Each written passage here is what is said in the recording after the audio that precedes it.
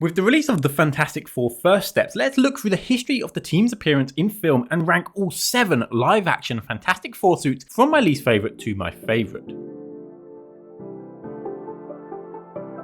Hello and welcome to Cinemaze, and if you're new here, be sure to subscribe to see more rankings like this and help me hit 10,000 subscribers this year. As always with my rankings, I'm first going to set out the criteria for what I'm going to be including in the ranking. This is going to include any suit worn by a member of the Fantastic Four that appears in live action films. It doesn't have to be a Fantastic Four movie, and it doesn't have to be the full team, just a member of their team wearing a team suit for it to count. I will only be including the proper Fantastic Four superhero suits, not any other team uniforms like the spacesuit or the brand deal suit Johnny wears, and traditionally in my rankings I don't include unreleased suits. But for this video, I will be including the 1994 unreleased Roger Corman movie because that movie was finished and you can find it online and it's just fun to talk about. And finally, this is my opinion on the costumes themselves, considering their comic connections, any story explanations, if the suits are practical, and considering most importantly, their design as a whole. Does it look cool? Is it an effective design? And does it feel like the Fantastic Four? This is not a video ranking characters, the project, or the actors, just the suits worn in each project. With that out of the way, let's get right into the ranking with number 7, Fant Four Stick suits. Coming in last place are the suits from 2015's Fantastic Four, and they are barely superhero suits. Much like the movie itself, it's so focused on trying to be edgy and realistic, it loses what makes superheroes and their costumes interesting, removing almost all the colour and the team logo, the usual consistent staples of the uniforms. Typically, we've seen suits become more comic accurate over time, so it's crazy that this is 10 years later and ends up being less comic accurate than the 2005 suits. The suits are designed to be tactical, military, and a containment for their powers. Each one serves a specific function to control the individual's abilities, and that's probably the biggest positive I can give them. There is maybe an interesting idea here, a good story reason, but the final designs just look bad. Each character has a different look. Johnny Storm gets the best suit. It's still not particularly interesting, but it does feel fireproof with radiators to disperse the heat and wires and igniters to help him flame on. It's the only suit with any kind of real contrast to break up the dull colors, and it also feels like the only suit with remotely any comic influence with the collar around the neck. And it does have 4 pipes on the torso, which maybe resemble a logo, but like Reed Richards, that's a bit of a stretch. Also, if we consider his Human Torch look, I do think this design and the effects for it look great. Then we have Mr. Fantastic. His suit is less military because it's patched together himself while on the run, so it's made of scraps, coils, and loose wires. Also, in the final scene of the movie, you know, the meme scene, he has a slightly different suit. It's very similar, but with less visible scrap parts. Now, I'm not sure if this is because they joined the government and so he gets a more refined version of it, or if it's because the movie had so many reshoots that they just had a different suit. Either way, again, there's an interesting idea here. It just doesn't look good, but it's a better suit than Sue, who just has an incredibly boring generic outfit. But at least her suit is better than the Thing, who just doesn't get a suit. He's naked for some reason. And man, that Thing design just sucks. He is way too big. It's a misconception that the Thing is large. He isn't the Hulk, he is human sized. The body proportions also feel way off. It loses any human quality. I think that was the point they were trying to make, but I think with the Thing, the whole point is that his human side always shines through. And again, he's naked. Why? Overall, these suits are awful. They lose all interesting elements. They're dark, bland, and have almost no comic influence, and fundamentally just don't feel like Fantastic Four suits, so they land in last place. Number 6, Roger Corman's Fantastic Four. Next up, we have the suits from Roger Corman's Fantastic Four, scheduled to release in 1994. Filming was completed, but unfortunately never actually got released because the producers secretly never planned to release the film and only made it to retain the rights to the franchise. And these suits look exactly like what you'd expect of a low-budget 90s Fantastic Four movie that was never meant to see the light of day. They are clearly Fantastic Four suits, which gets it above the 2015 suits, and they are comic accurate, particularly influenced by the John Byrne 80s suits, which introduced the white details instead of the black. However, you can just tell this was made on a low budget. This whole movie cost $1 million.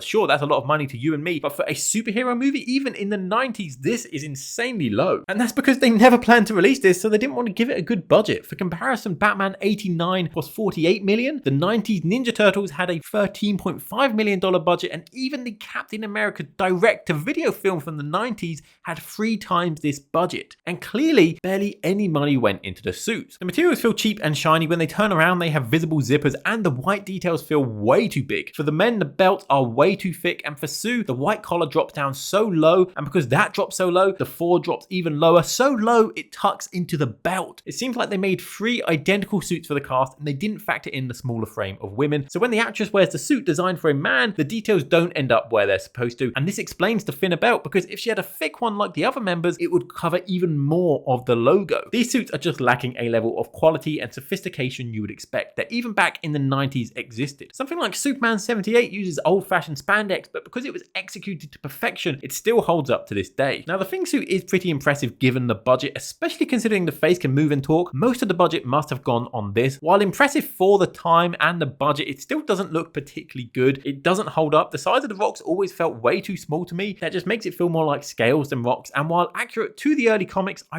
really don't like his tiny underpants. Overall, there is a level of charm and simplicity to these suits that do make them some of the more comic accurate suits on the list, but the execution isn't perfect, and you can just tell that the budget is low, which stops them from holding up in the modern day, and honestly, probably didn't even look good at the time either. Number 5, Deadpool and Wolverine Human Torch suit. This is the suit that we see Chris Evans, Johnny Storm wear in Deadpool and Wolverine. It's designed to feel like an updated version of his 2005 costume, but in a post-apocalyptic setting, mainly shown by the bottom half not being a skin-tight suit and instead combat-style pants and boots, which gives a sense that he's been in the void for a while with a more rugged look. Now, part of this is designed to trick you into thinking this is actually Captain America. So the more tactical trousers, boots, and the initial red sleeves and wraps are designed to look more like part of a Cap suit than a Fantastic Four suit. If we compare this with his original 2005 suit, this uses a slightly darker shade of blue, which suits the setting, but it doesn't feel like a completely different shade. The new suit also has more of a texture than the original and features more muscle padding to make the abs more visible. The original suits don't have this, and I don't really like this inclusion. Both suits do feature black detail lines with a triangular pattern in certain areas so that they do feel connected in some way. The new suit also features the more traditional fin collar, which was worn from issue 6 onwards of the original run, so there is definitely some comic influence in here. The biggest improvement this suit makes, though, is moving the logo to the middle of the suit. Yes, it's more comic accurate, and it makes it feel more like a superhero suit, which traditionally have logos in the center rather than on the right side in the original suit, which feels more like a sports team kit. I like that this suit has changed. It's not just a 2005 suit again, because time has passed and it makes sense that they would evolve the suit over time. Parts of No Way Home often felt like the Spider-Man were frozen in time. This one evolves it, and I like that. And very importantly, this suit actually exists. It is practical. One of the later suits on this list used for a cameo was not real. This one was, and I always like practical suits. One thing I do find weird though is that the logo for the 4 is not the exact same as the 2005 team logo. Like, I'm fine with the suit changing, but you'd think they'd use the same logo to make it feel more like that team. It's a small nitpick, but it does make me wonder why. Is it to keep this vague as to whether this is the original Johnny Storm from those movies or instead a variant, maybe in case they want him back for a cameo with the original team in Secret Wars? Was it an oversight, or has the logo simply changed over time? Who knows, but I do wish they kept that original logo look. Overall, this is a cool suit that serves a particular purpose of looking and feeling like a tactical post-apocalyptic suit that is inspired by the 2005 design that, while disguised, can resemble a Captain America suit. It does have a few nice comic influences, but it isn't a full-on Fantastic Four costume.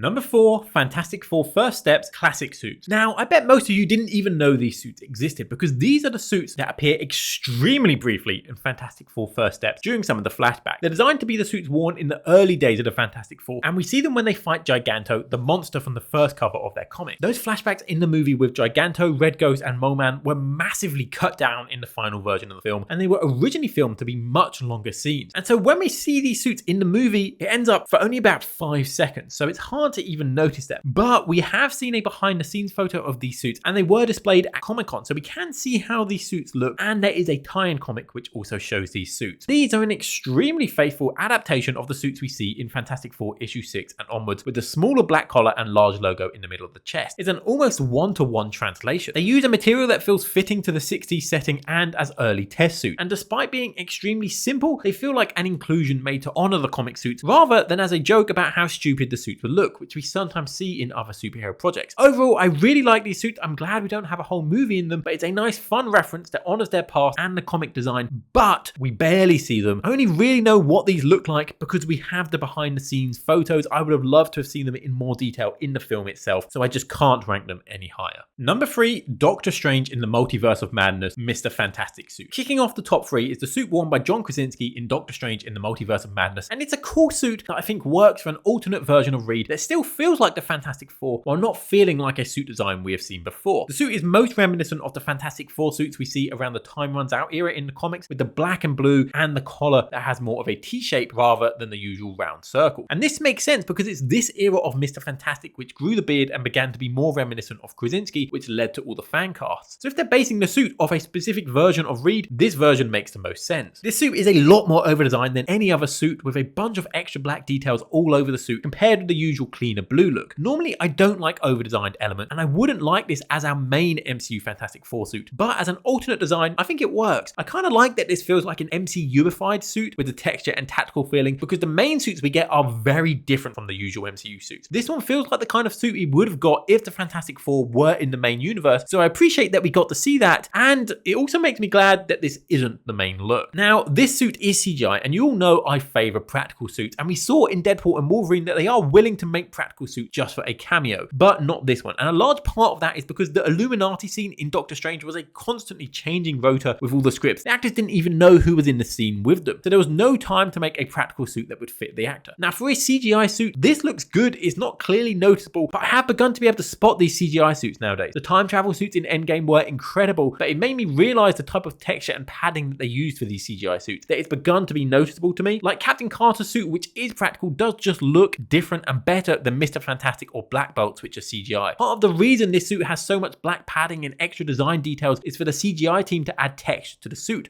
The more layers these suits have, the more realistic the CGI can look by adding depth. This is why MCU Spider-Man suits can look pretty bad with CGI, because those suits are so flat, there's no depth, and so later suits started to add texture and depth to make the CGI look better. Overall, this suit functions perfectly for what it is. A suit that suits this version of Reed Richards, the bearded, time runs out era of Mr. Fantastic. There's an element here that maybe feels like they were showing us how a Fantastic Four suit would look in the proper MCU rather than a 60s setting, which I appreciate, but at the same time, I'm so glad this isn't our main suit. It's not real and it is over-designed. So it works perfectly for this short appearance, but I can't put it any higher up this list. Number 2, Fantastic Four 2005 suits. In second place are the suits worn in 2005's Fantastic Four and its sequel Rise of the Silver Surfer. These are effective suits that find a good balance between embracing the comic book design and modernizing it for something that suits the era it was released in. I like the bold shade of blue, which has black detailing to break up the blue, so it's not all one color, although I do think if the blue was slightly brighter, it would contrast better with the black, whereas in this suit, it all kind of blends together a bit too much. Normally in the comics, light blue is used when the collar is black and darker blue if the collar is white. The collar here has a black V-like shape, which isn't reminiscent of any particular comic costume, but then there is a darker shade of blue from the collar to the shoulders, which is reminiscent of the wider black collar design from the comics, which we see in issues 3 to 5 and later iterations of the suit. In universe, they are designed as part of their space uniforms, which adapted to their powers once they got exposed to the cosmic storm. These suits are created by Doom, which I think is a shame. It's always more interesting when Reed does it, but that's a minor nitpick. I'm not a fan of the zip going down the middle, but that's only really shown for Sue for reasons. But my biggest issue is the logo not being in the middle. Now, we have seen the logo on the side in the comics, particularly in their 1996 blue and white suits and the Heroes Reborn look, but it's more traditionally in the middle of the suit, which I think just looks better. It breaks up the blue and it makes it feel more superhero-y. Rise of the Silver Surfer features basically the same suits with a slightly brighter blue and better fit for each individual actor, but they almost used a new version of the suit, which they actually costume test for with that 4 in the middle, and it proves my point that I think that just looks better. And of course, we have the Thing's suit. For a practical suit made in the 2000s, this Thing looks great. It feels real. You never question that it's a guy in the suit, and it allows Ben to still emote with his face. While it's not 100% the comic look, it's a great practical suit. I also think the Thing with full-length trousers is better than full suit, tiny underpants, or just straight up naked. Overall, a good modern design that keeps the core elements, has some comic influence, and it does feel like the Fantastic Four. Plus, they have a great practical Thing costume. However, I do prefer more comic accurate suits with brighter colors and the logo in the middle, and this suit doesn't completely embrace the comic look, which leads into number 1, the Fantastic Four First Steps main suits. Coming in at number 1 are the main suits worn in the new Fantastic Four movie. Now, these are using the blue and white color scheme from John Byrne's run, and I always preferred the white over the black for this team. It stands out more, and I think it matches the tone of the characters a bit better. Despite not wearing the white during the 60s in the comics, it was actually introduced in the 80s. I think it works better for a 60s team with the bright colors, and the white matches what we traditionally see on astronauts. What I like most about these suits is they look nothing like anything we have seen on superhero suits before. Part of these suits, like the turtleneck collar, feel very 60s, and recently I ranked the Superman suits, and some of those older 50s suits had this more woolen look to them around the neck and cuffs, so it matches that older feel. It also evokes feelings of the quilted fabric that you see on astronaut suits, and those vertical lines on the suits could be an explanation as to why the Human Torch is normally drawn with vertical lines in the comics when he's flamed on. Plus, the boots, gloves, and belts feel very astronaut-like with analog technology, and this doesn't feel like an MCU suit, which adds to the feeling of this being an alternate universe and the retro-futuristic Elseworld technology. It all feels very science fiction. Now, each member has a slight difference on their suit. Reed has no white around his collar, Sue has the white on the collar, the Thing has white coming down his arms and no gloves, and Johnny has the white coming almost all the way down his arm. I think Sue's looks the best and it is the most traditional look, but Johnny's does have some comic influence coming down the arm, like the red suit that Sue wore in the comics, and the Thing's coming slightly over the shoulders reminds me of 2018 Dan Slott's Fantastic Four. Also, if we consider the Thing's design, it's great. Yes, it's CGI, but I don't mind that if it looks good and it still feels human, and this does, and it's just a pretty perfect adaptation of Kirby's Thing design, but I do prefer when the Thing doesn't wear a full suit. Hopefully one day we see him rip that shirt off. I also like how these suits are filled with tiny sci-fi gadgets and tech, like on the belt and the warning watches that they wear. I like the small details like the 4 on the sole of the foot. It's so goofy and campy, but it works for this specific world that they have created. I like how we see how the suit is worn and how it fits them, because we see it taken off and it feels like actual clothes with separate gloves, boots, shirts and bottoms. Some superhero suits just don't feel practical, like a real person couldn't put them on without a team of helpers, but they specifically show us how this suit is modular like real clothes. Overall, these Fantastic Four suits are easily the best. They feel comic accurate while being cinematic and modern, but inspired by the 60s, NASA and its retro futuristic setting. Each member has something to make them unique, and they perfectly fit this movie and the world they exist in. They feel like no other superhero suit we've ever seen before, while still feeling like the Fantastic Four. And because of that, the suits from Fantastic Four First Steps come in at number 1.